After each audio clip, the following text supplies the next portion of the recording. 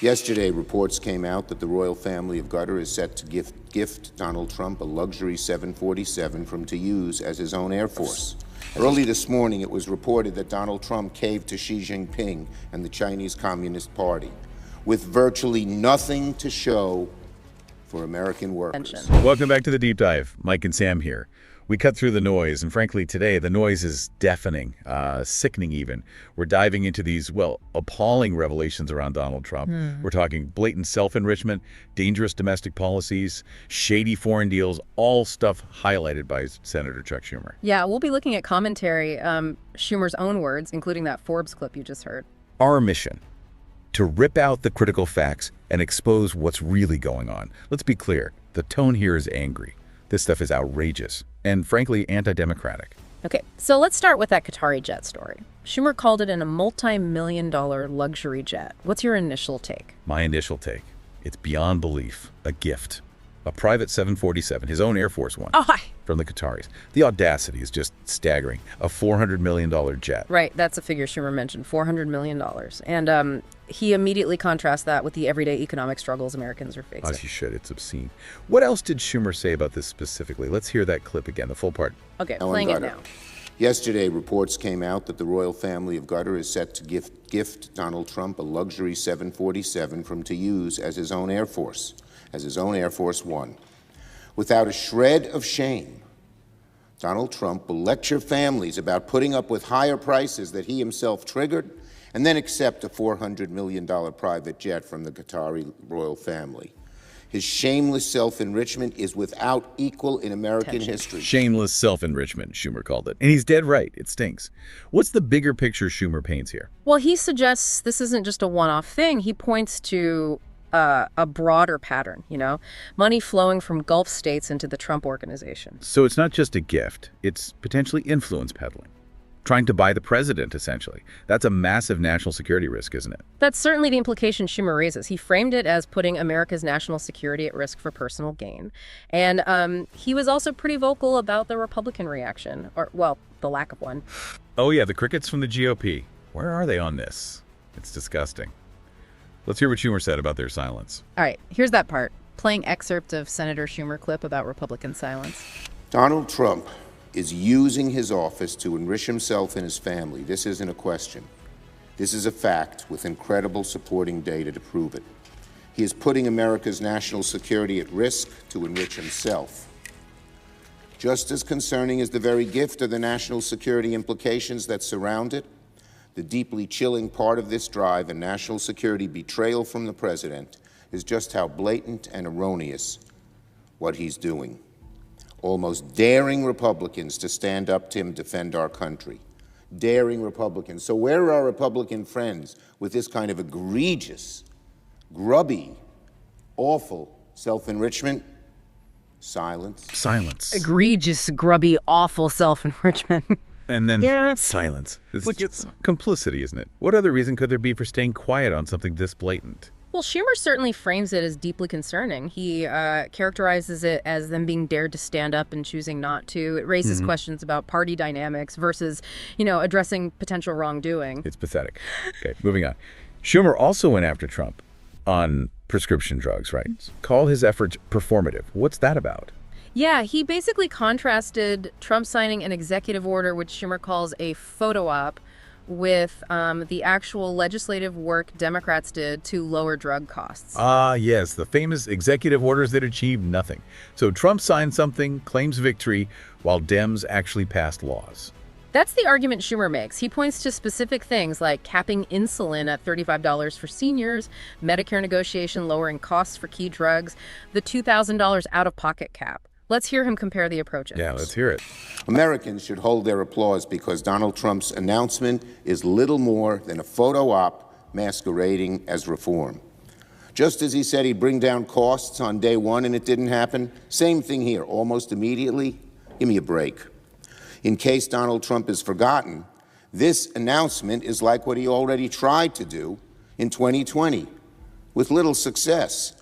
So Americans are right to be skeptical until they actually see their prescription drug costs go down more.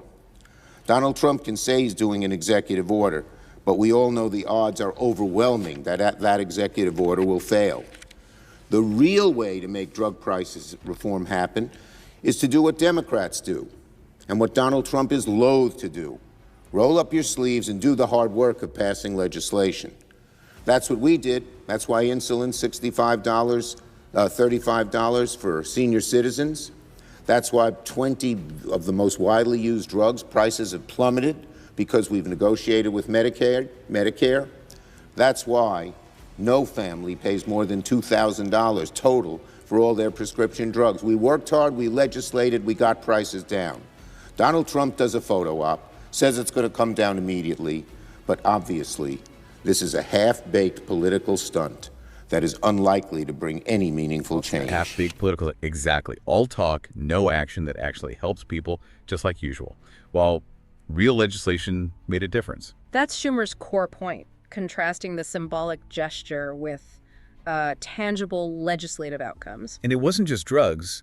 Schumer warned about Republicans wanting to gut Medicaid, too. Yes, he described a plan to, quote, eviscerate Medicaid, while at the same time cutting taxes for the wealthiest. Of course. Slash healthcare for the poor to give more money to the rich. Sounds about right. What were the specifics Schumer warned about? He mentioned potentially 14 million Americans losing their health insurance. Huge numbers. And the knock-on effects. Let's play that clip. On the recon bill text. Yesterday, Republicans released the text of their plan to eviscerate Medicaid while cutting taxes for the ultra-rich. The bill is as toxic as we all feared.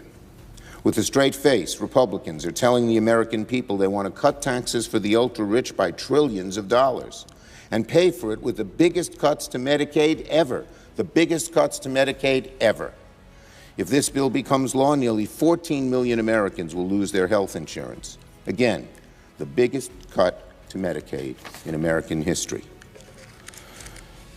14 million people losing their health insurance. Hospital after hospital will have to lay off tens of thousands of workers.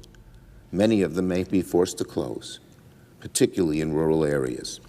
Republicans promised for months they would protect Medicaid, but now Americans know the truth. Republicans never intended to keep that promise, and this confirms it. Almost 14 million Americans lose insurance.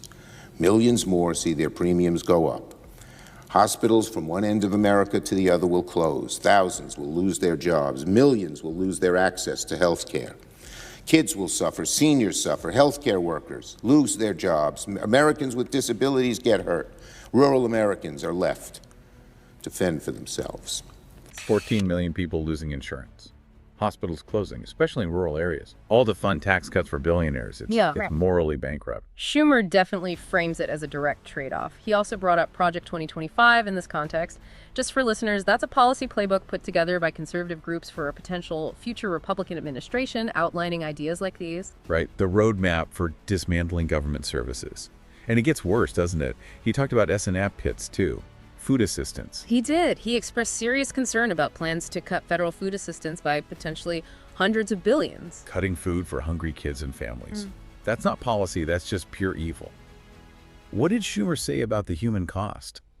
He mentioned visiting food banks. Yes, he framed it as a moral issue, not a political one. Let's listen. But the cruelness doesn't stop there. Later today, we also expect Republicans to unveil their plan to cut SNAP, which feeds about 40 million Americans in need. If the Republicans are to be believed, Republicans plan to cut federal food assistance by hundreds of billions.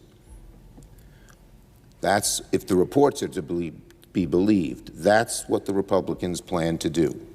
Kids will go hungry. Parents will suffer. I just got back from Buffalo and Albany in upstate New York, meeting with food banks and religious leaders, church leaders who are on the front lines of the fight against hunger. The priests and nuns I met spoke of the obligation that Scripture imparts on us to feed the hungry, to give drink to the thirsty. But right now, Republicans want to rob the least of our neighbors to make it better for those at the top. SNAP should not be a partisan issue. It should not be a political issue. It's a moral question. Are we going to let kids, veterans, senior citizens, and others Go hungry? Rob the least of our neighbors to make it better for those at the top. He nailed it. It is a moral question. How can anyone justify letting kids go hungry? He really emphasized that point, tying it to basic human decency and the potential harm to children's development and ability to learn if they're hungry. Okay, so they want to cut health care, cut food aid. What else? Schumer mentioned energy costs going up. He talked about Republican plans, potentially hiking taxes on electricity, raising energy costs for seniors and families. Fantastic. So higher bills for everyone. He called the whole package a grotesque betrayal and a big fat grift, right? Let's hear why on the energy part. Yeah, here's that segment. When you put it all together, there's no other way to put it. This bill is a grotesque betrayal of working and middle-class families. And a few moments ago, Republicans released their next phase of their plan, hiking taxes on electricity and raising energy costs for seniors and families. Republicans are so captured by the hard-right ideology that they're willing to cede America's energy future to China and tank domestic industries that will need to keep energy costs low in the future. Not a single Senate Democrat will support this destructive piece of legislation. Instead of calling this one big beautiful bill, Republicans should tell the truth. This bill is a big fat grift, and it's the American people who are getting ripped off. A big fat grift. And ceding our energy future to China while hitting working families with higher costs, it's like they're actively trying to hurt average Americans. Schumer argues it prioritizes hard-right ideology over economic sense and national interest, potentially harming domestic industries and consumers. It's just destructive. Okay, what about this weird thing Schumer mentioned, Republicans complaining about Democrats not voting on a bill with no text? Right. He addressed that criticism. Basically, he explained the Democrats' stance was, well, pretty standard procedure. You need to see the actual legislative text before you vote on it. Seems reasonable, right? Yeah. How can you vote on something you haven't even read? That's insane. Let's hear Schumer explain the obvious. Okay, here's his explanation. Finally, I want to say a little about last week. There are those on the other side of the aisle now shedding crocodile tears that last week the minority asserted its right not to proceed to a bill that has zero legislative text. Imagine, they said, the nerve of the Democrats not voting for a bill when there's no text. How crazy can they be? We asserted our rights very simply to continue the legislative process, to allow time to reach agreement. The majority, in an act of political stubbornness, but also stupidity, asked people to vote on a bill they had never seen. They tried to force a vote before senators even had text to know what they were voting on. And then they get upset that we all voted no? They shouldn't be surprised. Least of all, my good friend, the Republican leader, who said in his first speech as majority leader, said, "One of my priorities as leader will be to ensure that the Senate stays the Senate." So the Republicans tried to force a vote on nothing, then got mad when Democrats refused.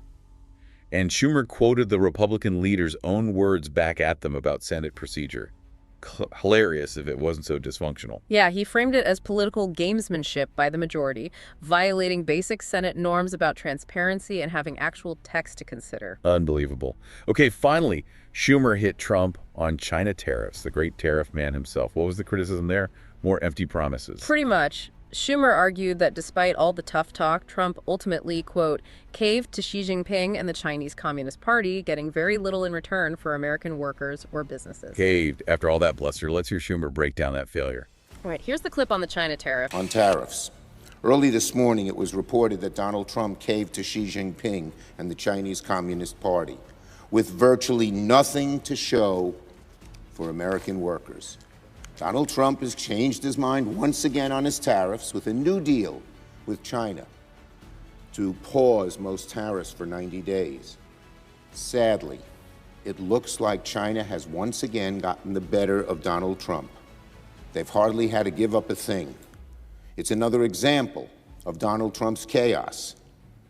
Trump has one policy for his tariffs on one day, a different policy the next day. One day he's pretending to be a tough guy with China. The next day he's caving to China and getting little, if anything, in return. Who knows what Trump's tariff policy will be in the next 90 days? If I were a business person, I wouldn't count on what he's doing or what he says today that probably won't be in effect in the next week or the next 3 weeks? Chaos tariffs. One policy one day, caves the next. No strategy, no benefit for Americans, just uncertainty and weakness. China got the better of them. Sounds about right.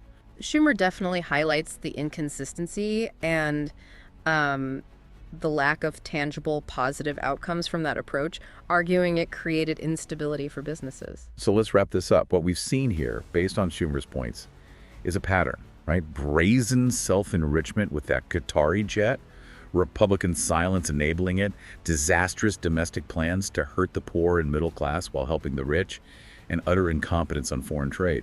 Schumer presents a comprehensive critique across these different areas, focusing on the potential negative impacts and ethical questions raised. It paints a picture of someone profoundly unfit for leadership, someone actively undermining American values and security for personal gain, enabled by a party that refuses to stand up to him. It's infuriating and, frankly, dangerous. These are certainly the serious concerns Senator Schumer is raising based on the information he presented. Absolutely. And it's crucial you all stay informed. Keep listening to the Deep Dive Report Show. Let us know your thoughts. Drop your comments below. If you found this breakdown useful, hit that like button, definitely subscribe, and ring that notification bell so you don't miss our next deep dive. We appreciate you tuning in. We'll catch you in the next breaking news. Stay angry, stay informed.